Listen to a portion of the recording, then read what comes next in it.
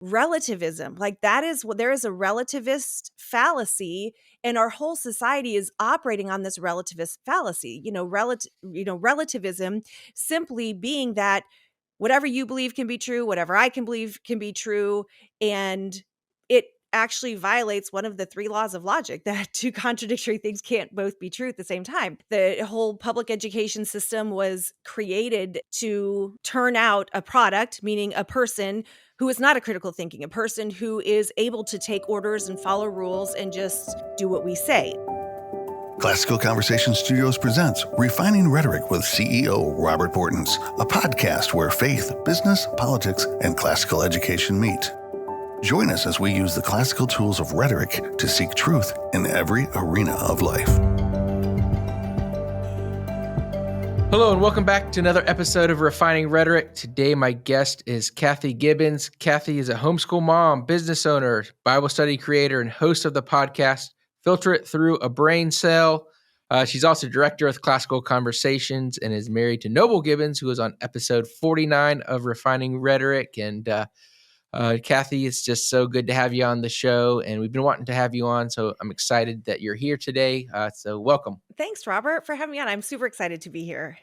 Now, you've had a lot of success with Filter It Through a Brain Cell, so talk a little bit about some definition, which is, of course, one of our tools in our 15 tools.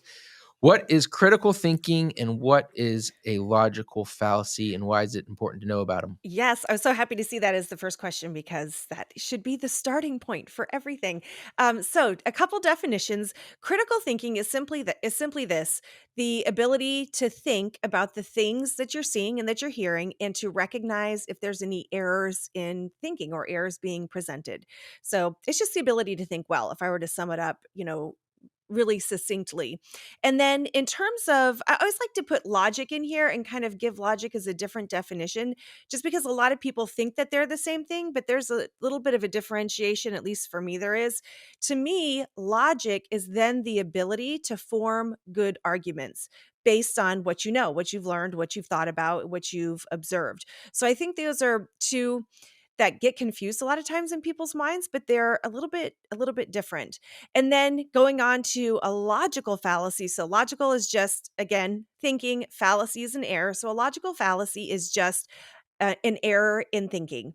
And here's the thing, we all do it. We all make these errors in thinking. It wasn't something that I learned about until I was in my 40s. I just had never been taught about it. And when I learned about them, I started realizing, number one, I started seeing them all over the place. But number two, I started realizing, okay, I do this too. So it's just, and I thought there was only a few ways to think incorrectly. I did not realize until I started my podcast that there are over 300 named logical fallacies. And I thought, oh my goodness, wow, it's a lot. But there's just a lot of ways that our thinking can go wrong. Oh, yeah, absolutely. And of course, the Bible says the wisdom of this world is foolishness to God. And, I just think of one that I recognize often as people say, it's 2024, we should be over this, or just because somehow the passage of time is here, that we should all have free housing and free food and free healthcare and all of these things simply because of the calendar year turning. What is your favorite logical fallacy to use? Man, there's a lot of them, but I think one of the ones that I tend to pick up a lot for whatever reason is equivocation. So equivocation happens when somebody changes the use of a word mid-argument or mid-sentence, and it sounds cute. Equivocation makes for some cute puns. Calvin and Hobbes, if you've ever looked at the Calvin and Hobbes cartoon, they love equivocation, and it's a cute place to get examples. However, when it gets used in arguments, when it gets used to try to convince somebody of something, it can be really dangerous because people don't recognize, oh, they changed the meaning of that word. Like a good one that we saw during the last 3 years or so was just trust the science. Okay, trust the science. Yeah. So there's actually two words being equivocated there. One being trust. Well, what do they mean by trust? Trust as in like give our belief to something, or trust as in just follow blindly regardless of what they say and don't ask questions. So that word was equivocated, but then also science was equivocated. So science are they meaning it to be the study and the observation of what can be seen in the known world around us, or the opinions of so-called experts? And so to me, that was a big equivocation that we just thought. There's a lot of them. Love is love. That's another one that's Yes. being commonly used today. It doesn't necessarily mean, they're not using it to mean what we might think love is meant to be used as. So anyways, equivocation is one that I don't know, it just always stands out to me. Mm. Well, you mentioned the trust the science, and of course, I think during COVID is when you really became more interested in this. And I know that your daughter that you're using classical conversations with is continuing to go through the challenge program and probably getting, studying these ideas. And I know you're helping along that path as well. So what made you really interested in looking at these ideas closer and starting a podcast? And just take us through that process. Yeah, no, that's a great question. So yes, our daughter has been in classical conversation since she was 4 years old. She's one of those late September babies, and, she was the 2019-2020 years when she was in Challenge A, 7th grade Mm. approximately, and one of the books that they read 2nd semester is called The Fallacy Detective, and it introduces them to about 30, 33-ish different logical fallacies, and of course, that was when COVID rolled out and the lockdowns and the masks and all that started. And then 2020, we roll into internet fact checkers. And then we had that presidential election. That was just amazing, right? Yeah. All those things that happened. And what was so interesting to me, so first of all, was watching these kids. I had a class of about 12. So it was a big class of these 12, 13-year-olds who were learning just some very basic introduction to critical thinking, and they caught on so fast. They picked it up, and immediately, those of you who've had kids who've gone through this, they start calling you out. They start pointing out the logical fallacies that you make. They point them out everywhere. Like, they pick them up really quickly. But watching them go through that period of time compared to their counterparts who didn't have this kind of training, who didn't know how to think about things, they went through all the craziness that happened in that year so much better than their peers, because they were able to recognize bad messaging. They were able to recognize bad thinking when they saw it. They would just call it out. Like, there's nothing like watching a presidential or any kind of political debate with a bunch of kids who've been trained to recognize logical fallacies, because they just are like, Yes. that's a straw man, that's an ad hominem. Like, you can't fool them. And that was the biggest thing that I came away with. I was like, their mental health is better, their emotional health is better. You can't fool these kids with bad messaging. And it's not like they had to go through some big college course to do it. They just had to be introduced to the topic. And it's such a good age for them because they want to argue anyways. They're all excited about finding errors that adults make. I'm like, let's teach them to do this and to do it really, really well. And then I got to thinking, as the year 2021 kept going, I was like, oh my goodness, if just our country, the basic population had this training in how to think well about the messages that they're hearing, we would be in a very different place as a country. And so that's where I thought, well, I could start a podcast and just teach this. So I started the Filter It Through a Brain Cell podcast. Every episode, they're super short. They're like 7 to 8 minutes. And I just introduce a different logical fallacy. And my whole goal and my hope, and this is how a lot of parents are using it, which makes me very happy, is to just put it on in the car with your kids while you're driving to soccer, while you're driving to and from whatever it is that you're doing in your life, and listen with your kids, right? We want to redeem 2 generations of education, both parents and kids learning at the same time, and then talk about it and have a little conversation, because now you know what they know, and you can say, well, have you ever heard this before? Have you ever used this? Have you ever heard me use this fallacy before? And just have the conversation and start learning together. So that's why I started it. Yeah, that's wonderful. And I loved how you brought up just the presidential debates, because one of the things we were thinking about for this year in 2024 is, should we get a bunch of challenge students together, have them watch the debates, and then film it, That would be so good. and then put it on the internet. And then I think it would be a lot of great content there for all sides of the debate, since both parties frequently use logical fallacies and and their talking points, whether you agree with their ideas or not. 100%. I love that idea. If you do, let me know because I have been working on a bingo type card with logical fallacies. I would love to help out with that. I think it's a fantastic idea.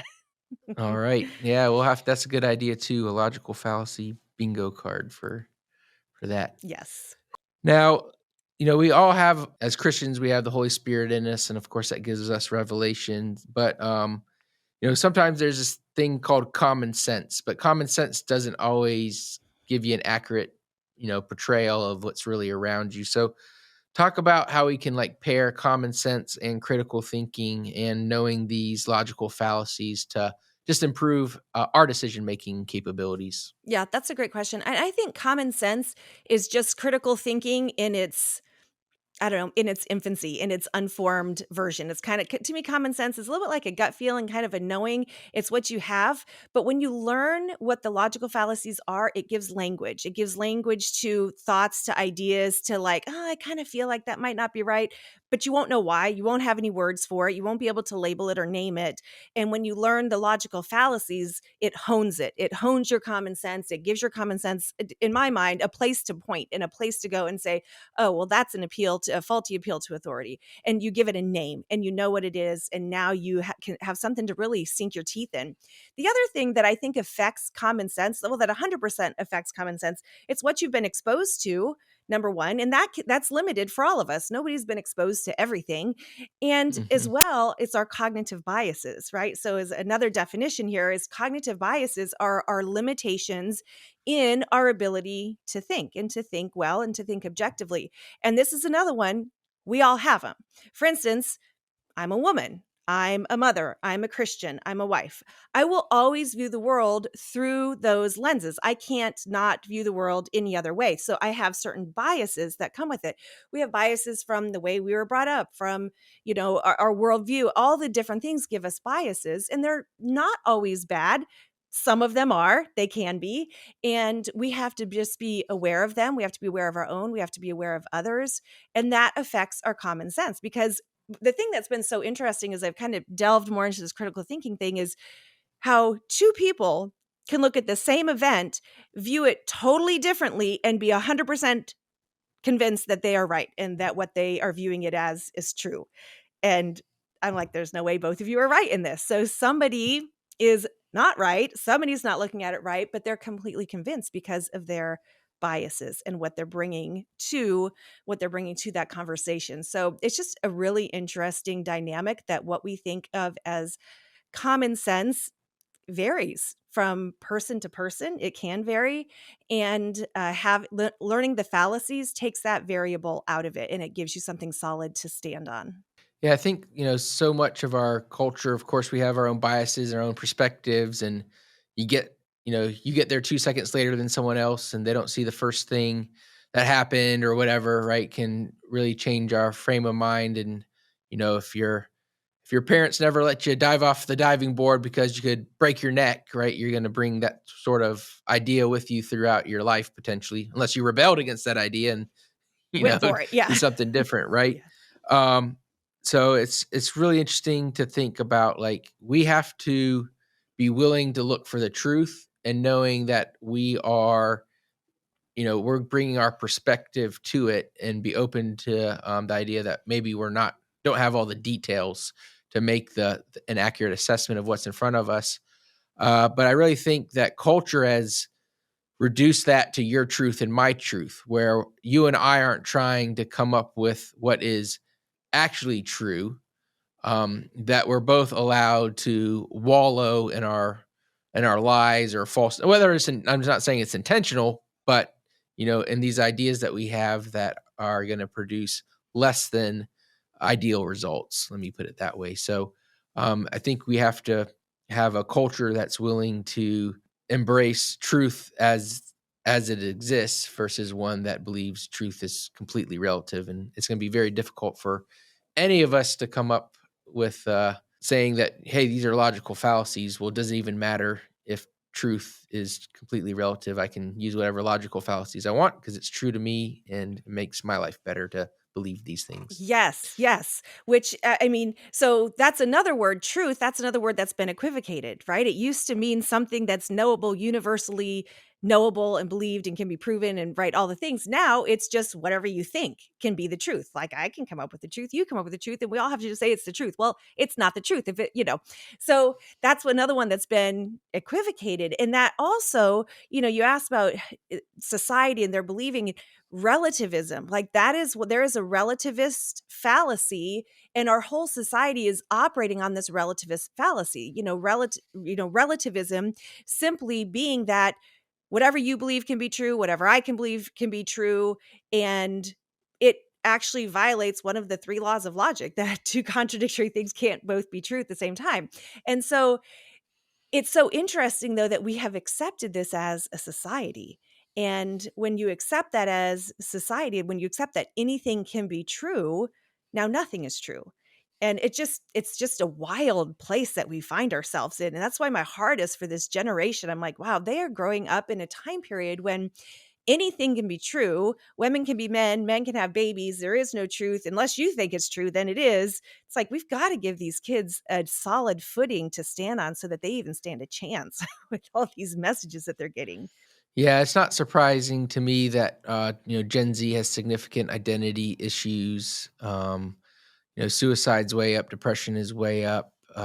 So loneliness is at an all-time high when you look at these type of surveys. So when you plant trees that don't produce good fruit, you eventually eat the bad fruit because all the good fruit's been taken by society, and unfortunately we get the outcomes that we get. Yeah. Yep. What are some of those? I think you just talk about one of them, relativism. But what's the other enemy of good thinking? Yeah, emotionalism. And that's one of the other big ones that we are seeing today. And it's actually a fallacy. It's called an appeal to emotion, and it could be an appeal to any emotion. It could be an appeal to fear, to pride. It could be an appeal to pity. All of these different emotional appeals can happen. And when somebody gets emotional, it has physiologically been proven when we get emotional and our emotions are spun up, we get dumber. Somehow in our brains, we're not able to be both emotional and logical. And it's because our thinking part is in the front of our brain, our emotions are in the middle. And so to get to the thinking part, the thoughts have to go through the emotions first. It's just kind of how our brain works. And so the more emotional they can make somebody, the less they're going to be able to think, the more easily they're going to be able to control, be able to be manipulated, the more easily they can get them to comply, to do whatever the idea of the day is. And so emotionalism, when we are caught up and taught that the most important thing about us is how we feel, now we don't have to think about things. We just go based off how we feel. And obviously, God created us to have emotions. They're not necessarily wrong, but they don't make a good leader. They don't make a good they don't make a good guide. And again, asking for some examples, this is another big one that I saw during the whole 2020 year, is the appeal to fear. Well, if you don't lock down, you're going to kill grandma. If you don't Yeah. get the shot, you're going to kill grandma. If you don't mask up, you're going to kill. Like it was all about killing grandma. And, Yes. it's so funny because it was this appeal. Oh no, I don't want to be a grandma killer. I don't want somebody to think I'm a grandma killer. Like all these things. It was a total. So rather than anybody saying, well, is that really true? They just said, okay, I don't want to do this because I don't want to kill grandma, and Yeah. that was an appeal to emotion, an appeal to fear. And they're everywhere. Those kinds of things are everywhere. It's not hard to find an appeal to emotion because unfortunately it works. It works on us. Hey everyone, I hope you're enjoying today's podcast. And if you are, I want to let you know about two other podcasts that we have in our Classical Conversations group of podcasts. The first one is Everyday Educator. It's hosted by Lisa Bailey. She is a wonderful, godly woman, has done a great job homeschooling her kids through high school, and they're thriving. And she gives her best tips, resource recommendations, and encouraging stories, and much, much more on the Everyday Educator podcast. It's our number one podcast overall, so be sure to check that out. And, if you're just a mom trying to figure everything out and want to have fun, we have our Blessing and Motherhood podcast hosted by Delise and Jenny. And they talk about what's it like being a mom today, and share insights, book recommendations, and impactful parenting stories that'll encourage you, make you laugh, and it's just so much fun. So be sure to check out both of these. You can go to the everydayeducatorpodcast.com and blessingsandmotherhood.com to find out more. Now, back to our podcast. Yeah, I mean, I just think like marketing departments obviously use it a lot. I think of like I'll probably get the initials wrong, but the one where they show all the sad puppies and Yeah. the Sarah McLachlan Yes, song and, yes, it's an appeal to just for, pity. Yep, 100%. No, and that's the thing about these is, can they be used for good? Okay, well, maybe they can be used for good, right? We see, marketing, campaigns for St. Jude's Hospital for yeah, children who need treatment, for children who really do. Well, those ads are typically containing some element of an appeal to an emotion, to sadness or to pity or to, you know, shame for not helping out, that kind of thing. And it produces results that are helpful for families. So, right. So that's one of those things that you really have to look at and say, okay, are all appeals to emotion bad? Are all of them wrong? Maybe they are, maybe they aren't. It's a great conversation to have. well, I bet you have some of those conversations on your podcast, Filter It Through a Brain Cell. And just for at the beginning, before we got on, I said filter it through a brain. I knew it was through a brain cell, but I just, Kathy's just wanted to start small. She just wants every American to use at least one brain Just cell, one. Give me one. just one. She didn't want to go big, go for the whole thing. Nope. But Nope. just if you would be a little bit engaged, we can make everyone's lives a little bit more flourishing, and we can push back against this dark tide that we see washing over our nation. 100%. Now, why is it important that we give these skills of critical thinking and detecting logical errors to our young people? Do they really need them? I mean, they don't teach them in government schools, as far as I'm aware. You pretty much have to opt in or be a philosophy major in Yeah. college to get access to this type of thinking, or be in a classical conversations community. To get it, yeah. That's by design, honestly, that's by design. The whole public education system was created, to turn out a product, meaning a person who is not a critical thinking, a person who is able to take orders and follow rules and just like they do in the military, salute and execute, don't ask questions, don't think for yourself, don't analyze, like you just need to do what we say, essentially. So the whole education system, the government education system is really designed that way for a reason, for a purpose. It's a really interesting history to study that. But I think for this generation that's coming up, it is more important than ever. And I'm just going to throw this in now with the addition of AI in our lives. And it is becoming ubiquitous now. It's everywhere, is developing some kind of an AI system. And some of them I think are being used for good, but there's some of them that are 100% not being used for good, that are simply being used to fool and are like for I just recently saw there's this guy on Instagram who started an account,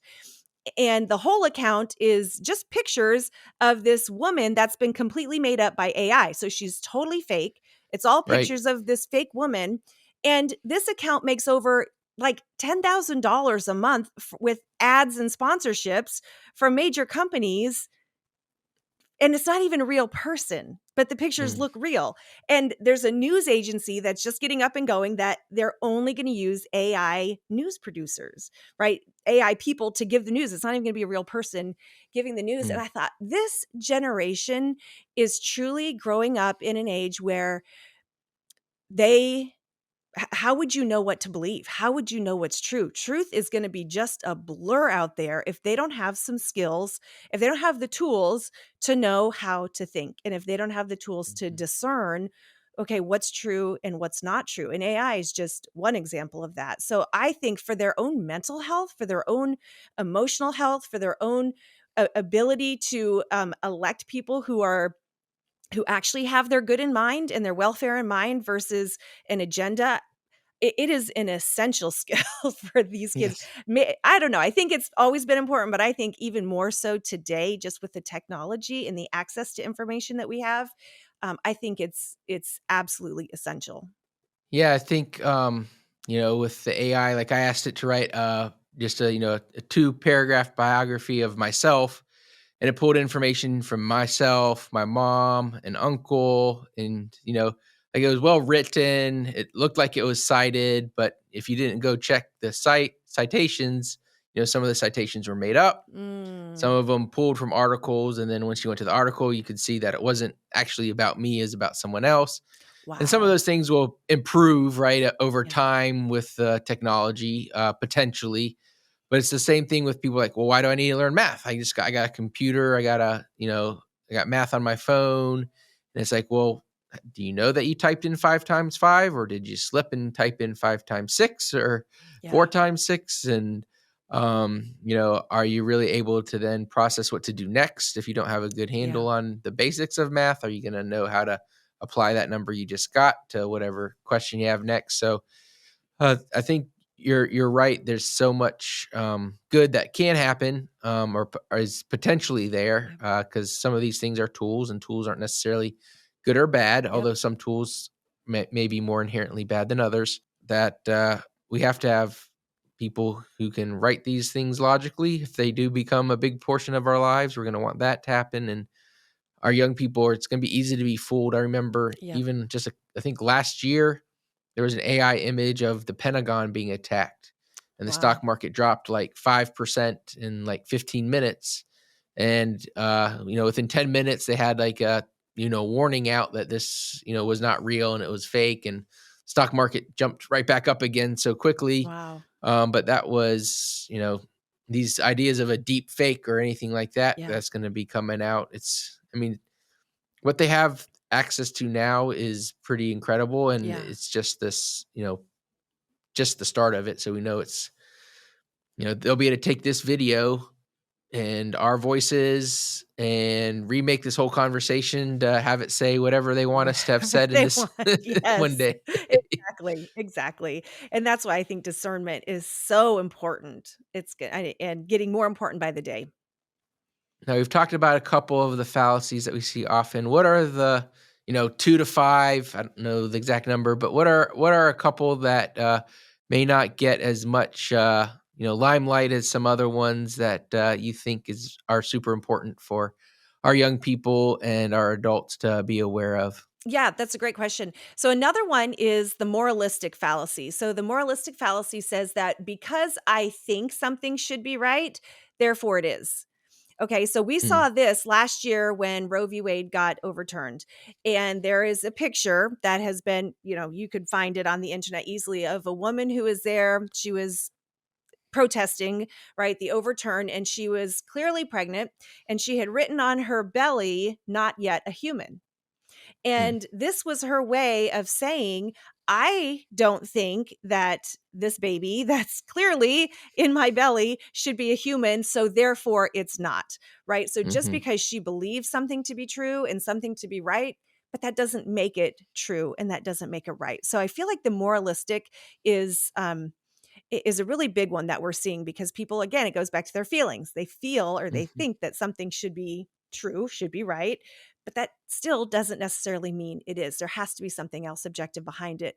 Another one is a lot of people have heard this one, but they might not know what it is, an ad hominem. So, ad hominem, everybody gets weirded out by these Latin names. It just means to the man. So we see this all the time in social media comments, people arguing in comments where somebody will try to make a point, and rather than addressing the point that the person made, they just make make a jab at the person themselves. So we saw this all the time when President Trump was in office. He was just called the orange man bad, or Mhm. Cheeto, or whatever, all the things that they called him, rather than addressing his arguments, rather than actually looking at, okay, well, what did he say? What are the ideas that he has? Oh no, let's just make fun of who he is as a person, right? Or say something about Right. him. And then another big one is cherry picking. Like we see this a lot. Cherry picking is when somebody just, maybe there's 10 points of data or evidence for something, and they'll pick out the two that they like that prove their point, and they'll just talk about those two and ignore all the rest of the data that's available because it doesn't go along with the narrative or whatever it is that they're trying to say. So those are some really big ones that I see happening a lot. There's a lot of them, but those are just a few of the ones. Yeah, ad hominem attacks are very prominent in the political cycle, and of course, we're coming into another big election year, so we'll see that. There's obviously some reasons to think about someone's character, whether you're going to believe them or not, because are they cherry picking? Are they giving you the base data? What's their history of accuracy? So there's not always 100% wrong to call out someone, but are we really addressing ideas? Because ideas have consequences. Yes. Bad ideas have victims. We've had so many victims over the last 4 years because people didn't debate the ideas themselves. They looked at that ad hominem, right? And we even saw that in the messaging, Uncle Joe, right? It's just Uncle Joe Yep. versus Orange Bad Man. Yep. And Uncle Joe's just gonna, he's your nice, kind uncle. He's hanging out in the basement, and he's not gonna, make people mad. He's not gonna be on Twitter. He's not gonna be causing all this drama. And so that was really Yep. attractive to a lot of Yep. people because, whether rightly or wrongly, drama follows Trump. Sometimes it's generated by other people, and sometimes it's By him. Yep. generated by himself. So Yeah. it's important to have these skill sets. One of the things, you pointed out that idea of not yet a human on that abortion argument. And that's actually a place where follow the science could be more applicable for us in the sense of that tends to be actually studies are showing that that's a good and strong argument for the pro-life movement when they lay out, not just say follow the science, Yeah. because that's not a good idea, but lay out the science of human development. And so that's why I get so angry when people call it like a 15-week abortion ban. It's like, all right, call it what it is. It's like it's an abortion ban before the baby can feel pain. Yeah. Right. Like describe the science of what's going on, because when people see ultrasounds, when they understand the actual development of a baby, you're not just calling it a fetus. Yep. No, it's just a fetus. It's like, okay, well, fetus is actually a developmental aspect of humans, right? It's not something else. It's not Yeah. yet a human. It's a fetus. No, it is. That's part of a step. So there's always, some of these ideas, right? There's always some truth, right? And, Yeah. I've said this before on the podcast is, the very first lie was, did God really say? And we see that over and over again in today's society. Yep. So you've become kind of this podcast expert on fallacies and bringing it to the masses. How has that impacted your parenting, your homeschooling journey with your family? Oh yeah, my daughter just loves it because so she gets to be the recipient of hearing me talk about all this stuff because I call it out. This is one of the things that I always tell parents. I say, listen, one of the things that you have to do for your kids, this is one of the things that my dad did. And when I was a teenager, it drove me nuts. My siblings and we hated it. But now as an adult and as a parent, I see the wisdom in it. And so I kind of do it as well. But we used to say that my dad was narrating everything for us. Like he was a narrator in the background. Like if we were watching movies, he would point stuff out. Like he would just say it. And we're like, can we just watch the movie, please? But what he Yeah. was doing is he was giving us his worldview. He was giving us a way to think about the world and a way to think about life. And I think that if we can do that as parents, that we can say, okay, well, is that really true? And we can ask them the question, is that really true? And make them think. Because I always say thinking is the hardest thing that most people do. That's why so few people will do it, because it takes work, it takes effort, it takes curiosity. It's easier just to not. It's easier just to scroll mindlessly. There's a ton of things that's easier to do than to really think deeply and think well. So what it's made me do is it's made me look closer. It's made me attend better to the things that I'm reading and the things that I'm hearing, because I have to actually look at them and I have to ask questions about them. I have to ask questions. So now what that looks like is me asking questions to my daughter that she might get annoyed hearing because she's 16, right? And that's just kind of what you do during those ages. But in the classroom, because I've directed a couple times, challenge A in classical conversations 1, 2, and I'll be doing 4 in the fall, which I'm super excited Woohoo. about. Yes, it's so cool. Is really asking the questions and challenging what they have to say. Like it can be easy. Not every classroom has this dynamic, but sometimes you get a whole bunch of kids that maybe they grew up in classical conversations or they grew up in Christian homes, they grew up in the church, and so they know all the quote unquote right answers to something. And so I'll throw in the question that's going to make them think. Like, we have to challenge them. They have to practice the skills of thinking. They have to practice them. And so I think it's incredibly important for us as parents to get really good at asking questions, to get really good at starting the conversation, to get really good at giving them material that they can chew on, giving them the material that they can work with, that's not spoon fed. Like, okay, look, you're going to see some crazy stuff out here like this. This is what I do to my daughter. So many times, if I'm on social media and I see a meme or I see something, I'll give it to her and be like, talk to me about this, right? What do you think?